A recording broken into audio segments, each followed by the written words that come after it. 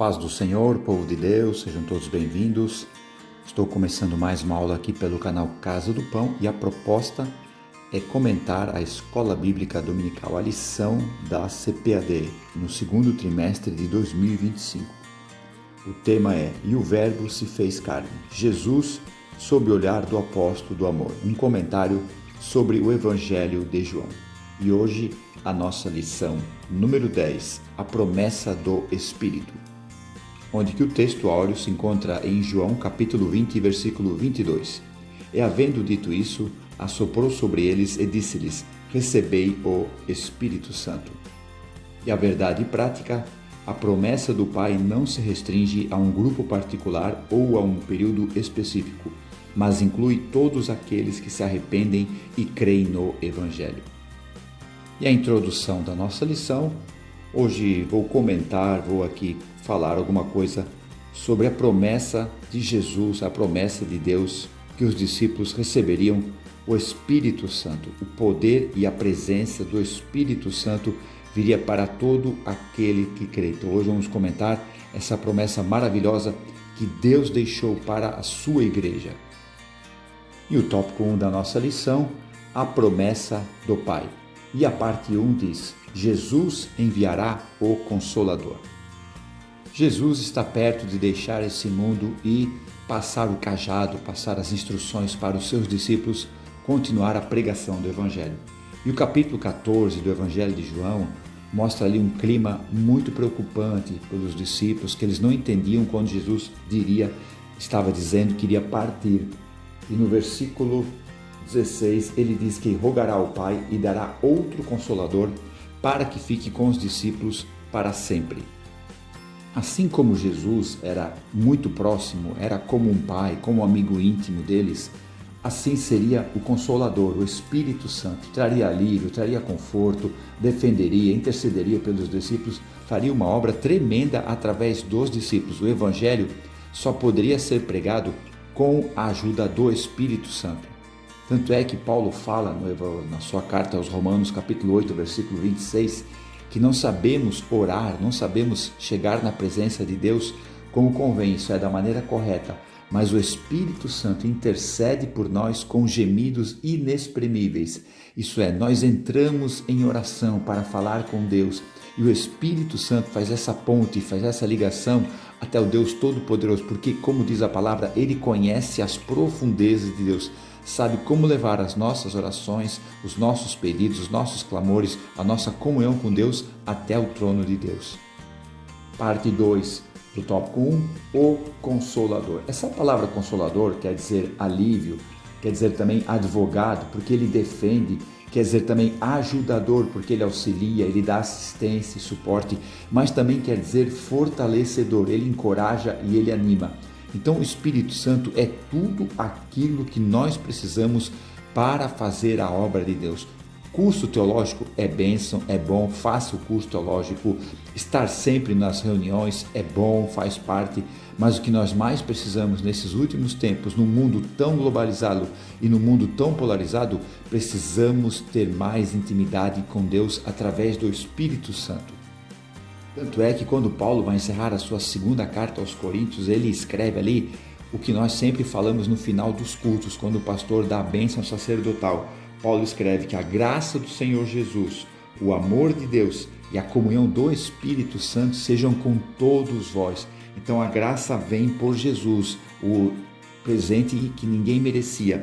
E o amor de Deus também vem através dessa graça. E o principal, a comunhão com o Espírito Santo. Então busque a Deus através do Espírito Santo. E parte 3 do tópico 1, não vos deixarei órfãos. Como já falei aqui, Jesus era o pai dos discípulos, era como um pai. Além de amigo íntimo, era como um pai. Então ele tinha os seus discípulos como filhos. Mas estava chegando a hora de Jesus ir para o Pai. Mas Jesus avisa eles que não deixaria seus discípulos, no caso seus filhos, sozinhos, órfãos, não os deixaria sem pai. Ele disse, não vos deixarei órfãos, ali em João 14, 18, voltarei para vós. Então ele deixou os discípulos somente sozinhos durante 10 dias, quando eles começaram a buscar o poder do alto. que era a presença do Espírito Santo que viria cuidar deles até o grande dia da volta do Senhor Jesus. Por isso que quando Jesus disse que voltaria para eles, ele está dizendo que voltaria para os discípulos através do Espírito Santo. Então o Espírito Santo é o Espírito de Deus, mas também é o Espírito de Cristo. Por isso que lá em Atos capítulo 16, versículo 7, está escrito que o Espírito de Jesus impediu Paulo e os seus companheiros de ir para Bitínia. Então o Espírito Santo está com os crentes através de Jesus, e Jesus está com os crentes através do Espírito Santo. Foi o que Jesus prometeu em Mateus 28 e 20. Eis que estarei convosco todos os dias até a consumação dos séculos. Como que ela estaria? Através do maravilhoso Espírito Santo. Quando Jesus estava aqui na terra como homem, ele estava junto com os discípulos somente um momento ou outro. Mas quando ele foi aos céus, agora ele voltou para o Pai e está com os discípulos plenamente através do Espírito Santo. Tópico 2 da nossa lição. O Espírito habita nos discípulos. Parte 1, João capítulo 20, versículo 22. No contexto desse versículo, Jesus já havia sido ressuscitado, já estava com o seu corpo glorificado, mas os discípulos estavam trancados dentro de um aposento, numa casa, com medo da perseguição dos judeus. Nesse momento, Jesus entra ali sem abrir porta nenhuma. Com o corpo glorificado, ele pode fazer esse tipo de atitude. E quando ele chega, ele diz para a paz estar com eles. Os discípulos ficam espantados, mas realmente creem que era Jesus que estava ali com eles. E a partir desse momento, um novo sobrenatural começa a acontecer na vida dos discípulos. Ainda não era a plenitude que eles haveriam de receber, mas a partir desse momento, quando Jesus assoprou sobre eles, para eles receberem o Espírito Santo, uma nova fase sobrenatural e espiritual iria começar na vida deles. Agora não seria mais os milagres, a pregação do Evangelho, os sinais através de Jesus, seria através dos discípulos. Então tudo isso era propósito de Deus para a continuação da pregação do Evangelho a todas as nações. Parte 2 do tópico 2, o sentido de assoprar sobre eles, sobre os discípulos. O comentarista faz uma conexão com Gênesis capítulo 2, versículo 7, que diz que Deus formou o homem do pó da terra e assoprou nos seus narizes o fôlego da vida e o homem se tornou alma vivente. Essa palavra fôlego quer dizer hálito. Então Deus colocou dentro do homem aquilo que tinha dentro dele, o seu próprio espírito. Até então os discípulos andavam com Jesus e faziam os milagres, as curas, através da associação, através de estar junto com Jesus. Mas a partir de agora que Jesus colocou o Espírito Santo dentro deles, que a partir de agora eles viveriam uma novidade de vida, não mais na questão de seguir a Jesus como um grande rei, o conquistador, o revolucionário que iria libertar o povo da opressão romana, mas naquele que seguiria o próprio Deus, que habitaria dentro deles. A partir desse momento, Deus está habitando dentro dos discípulos. Isso é maravilhoso, porque o cristianismo é a única religião que tem essa doutrina, que Deus mora dentro da gente, através do maravilhoso Espírito Santo.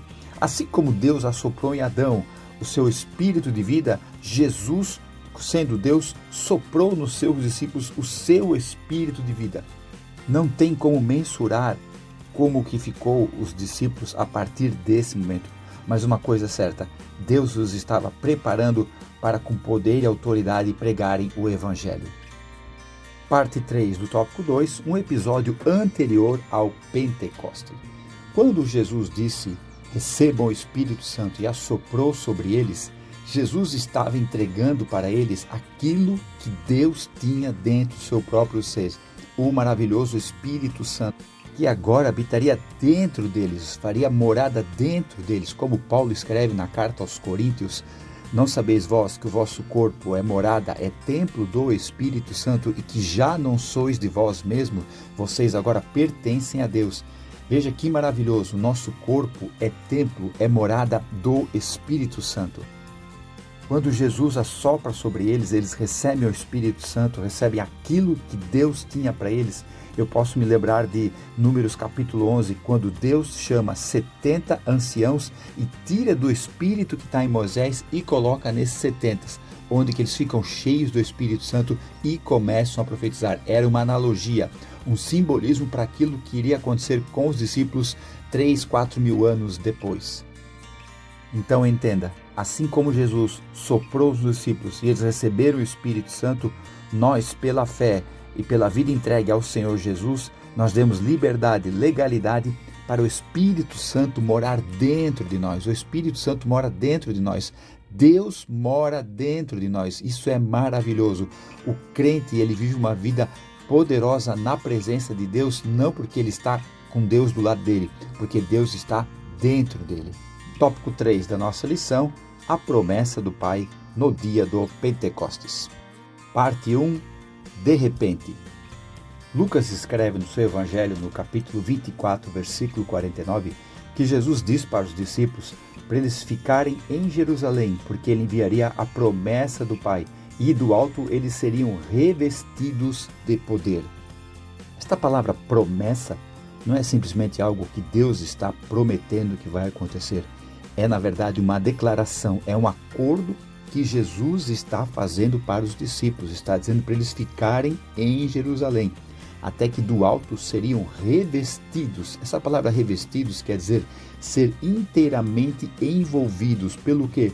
Pelo poder de Deus. Essa palavra poder, a raiz dela é dinamite, então uma energia, uma habilidade, uma capacidade sobrenatural que os discípulos teriam para pregar o Evangelho. Seria algo poderoso. A igreja não teria resistido esses milhares de anos se não tivesse o poder e a presença de Deus em cada crente, em cada cristão. Então Deus, olha só gente, Deus fez um acordo com seus seguidores para eles serem totalmente envolvidos pelo poder, pela energia, pela unção de Deus. Eles já tinham o Espírito Santo, que Jesus soprou neles lá quando se encontraram ali, relatado em João 20 e 22. Mas agora eles teriam o poder e a unção de Deus para fazer obras maiores do que Jesus. Parte 2 do tópico 3. E todos foram cheios do Espírito Santo. Essa palavra cheios quer dizer foram completos, foram totalmente completos, cheios do Espírito Santo. Nós entendemos que nesse dia os discípulos receberam o batismo com o Espírito Santo. E quando o crente, o cristão recebe isso, ele entra num outro patamar. Ele não precisa fazer isso para ser salvo. A salvação é pela fé no Senhor Jesus Cristo. Mas o batismo com o Espírito Santo é importante para nós vivermos o melhor, o sobrenatural de Deus nessa terra e em prol do reino de Deus. Porque Deus tem dois planos na vida de cada ser humano. Tem o plano de salvação e tem o plano em prol do reino de Deus. E para cumprir a chamada que o ser humano tem, que o crente tem, para o reino de Deus avançar, é obrigatório, é necessário que ele seja cheio do Espírito Santo. Porque o batismo com o Espírito Santo não é um fim. Muitas pessoas buscam o batismo e quando conquistam, param por ali. O batismo com o Espírito Santo é o começo, é o início de uma vida plena na presença de Deus, para uma vida de comunhão mais íntima com Deus. Se o cristão entendesse realmente o que é uma vida com Deus através do batismo com o Espírito Santo, para que a sua comunhão com Deus através do maravilhoso Espírito Santo seja poderosa. E o batismo com o Espírito Santo está aí disponível a todo cristão, a todo crente, para viver uma vida plena, uma vida forte, uma vida de um crente realmente que faz a obra de Deus nessa terra.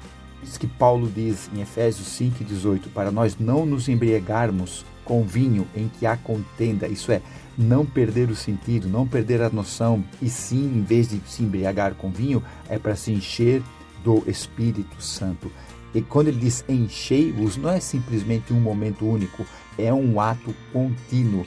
Os discípulos, quando receberam o Espírito Santo, ali, o poder do Espírito Santo, na verdade, quando eles receberam o poder do Espírito Santo em Atos 2, versículos 1 a 4, eles foram cheios a primeira vez, mas houve atos contínuos, tanto é que em Atos 5 e 31, depois que Pedro e João foram presos pelo Sinédrio e foram proibidos de pregar a Jesus, e eles saíram dali glorificando a Deus pela perseguição que eles estavam sofrendo. Falaram isso para os outros discípulos, então os discípulos começaram a adorar a Deus, a louvar o Senhor e começaram a orar. E quando eles oraram, diz o texto que o local se moveu e todos foram cheios do Espírito Santo. Aí ficaram ali fazendo aviãozinho, fazendo um monte de coisa, dançando na unção. Isso é muito bom, mas o texto diz que eles não ficaram fazendo isso. Eles foram e pregaram a palavra com ousadia, porque o Espírito Santo não ditava as palavras para eles, não botava as palavras na mente deles. O Espírito Santo dava ousadia, coragem, intrepidez para eles pregarem a palavra. Isso é necessário, que nós sejamos cheios do Espírito Santo continuamente, sempre buscando ser cheio, completo do Espírito Santo. E a parte 3 do tópico 3, e começaram a falar em novas línguas. A evidência que os crentes pentecostais creem que recebeu o batismo com o Espírito Santo é o falar em novas línguas. Isso representa um novo nível sobrenatural de ação do Espírito Santo na vida do crente. Alguns teólogos dizem que esse falar em línguas foram idiomas que Deus deu para as pessoas ali naquele momento, onde todos os estrangeiros que estavam em volta conseguiam entender o que eles falavam. Mas eu entendo que isso pode acontecer. Deus pode dar uma língua estrangeira, um idioma de outro país para você, sobrenaturalmente, para você falar com alguém. Mas eu penso assim, estava ali 120 pessoas reunidas, e vamos supor, tinham várias nações ali, como o texto diz, que era mais de 16 nacionalidades ali no texto. Então imagina, 120 pessoas, cada um falando uma nacionalidade diferente. Aquelas pessoas entenderiam o que eles estavam falando? Não seria uma confusão? Então eu entendo, no meu pensamento, que eles falavam em línguas estranhas e espiritualmente, sobrenaturalmente, cada estrangeiro entendia a sua própria língua.